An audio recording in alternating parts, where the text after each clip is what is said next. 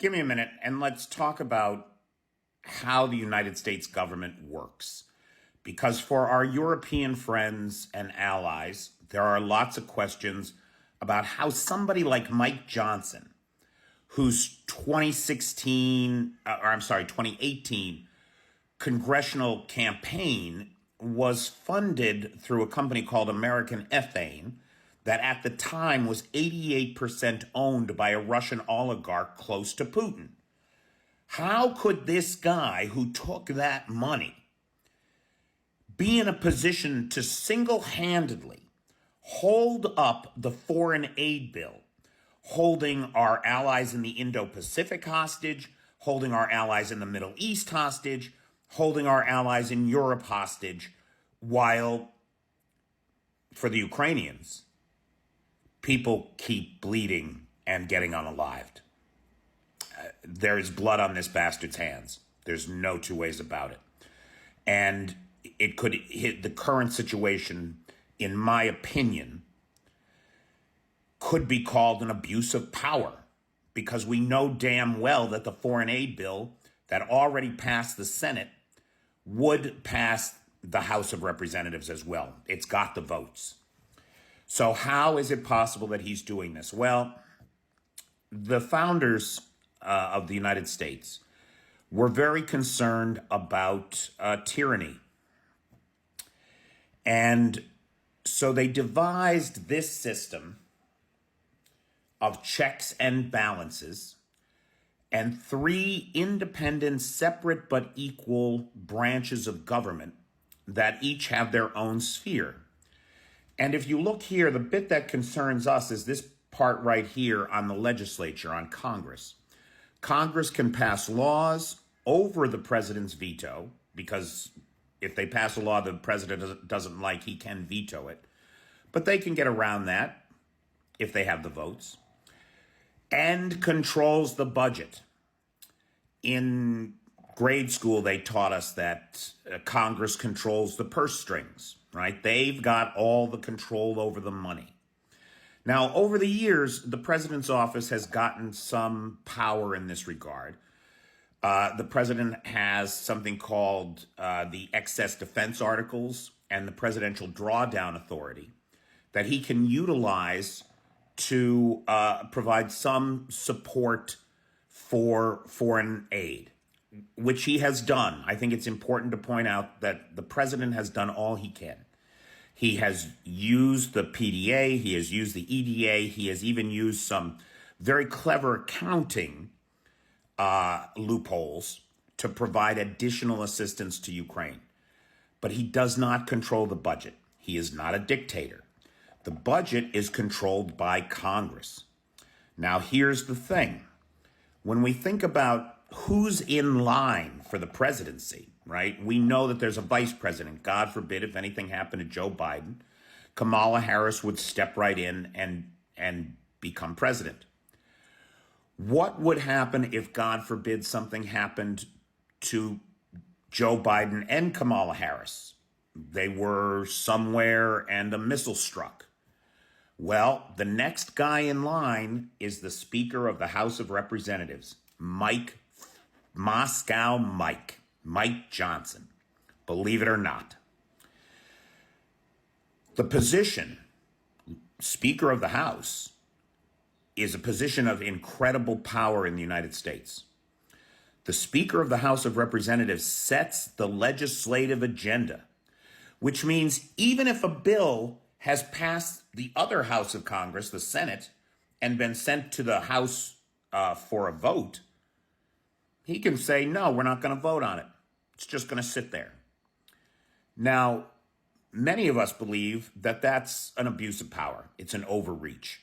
His job is to facilitate legislation.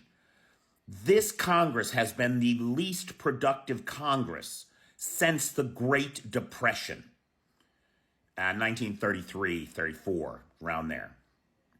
They have got nothing done because they're so busy fighting amongst themselves, because there is a faction, probably 15% of the United States and their congressional representatives, who are totally bought into all of the Russian propaganda and believe it deeply. It is unbelievable to me. They have essentially turned their backs on democracy, on our history, on everything that we hold dear, and embrace the principles of authoritarianism based on their own willful ignorance. It is maddening to me as an American to see it. And I can say that because I'm an American. Guys, there's been a lot of bullshit lately from non-Americans about how terrible the United States is and how awful we are.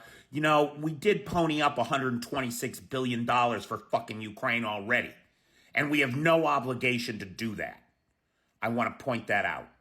The Budapest Memoranda says that we will provide non-military support to Ukraine. Okay? So we've gone above and beyond. And nobody likes this situation. But foreigners bitching about it is not helping. It is just oxygen to the Kremlin and oxygen to the maggots. Please, for the love of God. You don't have to be grateful, but don't be ungrateful. It's not helping. It's helping the enemy.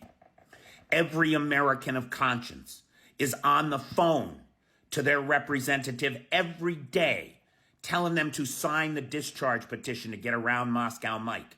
Because just like the president can veto a law, and then the Congress can say, no, Mr. President, we all agree that it's a good law, we're going to pass it anyway. The Congress can get around Mike Johnson. And we are just a handful of names that need to support that discharge petition to get around him and get the foreign aid bill to the floor.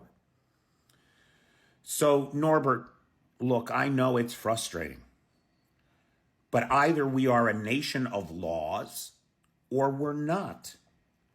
It's not unfair to say that Mike Johnson is well within his rights to hold up this legislation. And there is a mechanism in place to get around him. The discharge petition. Every day on my lives, every video that I do on this, I urge my fellow Americans to call their representatives and do something about it. We just got to work through the system, man. Democracy, right, this thing here, is not easy because it requires consensus. If we had a dictatorship where one incompetent asshole could just decide our fate, we'd be in the same boat as Russia, heading toward cultural suicide. But we'd have ammunition because the dictators in North Korea and Iran rule by fiat. And they say, oh, yes, send them the things and give us the things. They don't have to think about it. They don't have to build consensus. They don't have to worry about public opinion. That is not a world I want to live in. I would rather live in this messy world than live in a world where I'm the property of the head man. So, pal, we're doing everything we can to get around this guy, and eventually we will. I'm very disappointed it has taken this long, but I don't think it's going to take much longer. He's delayed about as much as he can, and the pressure on him is ratcheting up. I don't know, Norbert, let me know if that helps at all. Thanks. This American Civics lesson was sponsored by Marion S. Marion is a Patreon supporter at the Dobrovicher level, and so every month I shout out to Marion and say thank you and make sure that a video is sponsored in her name.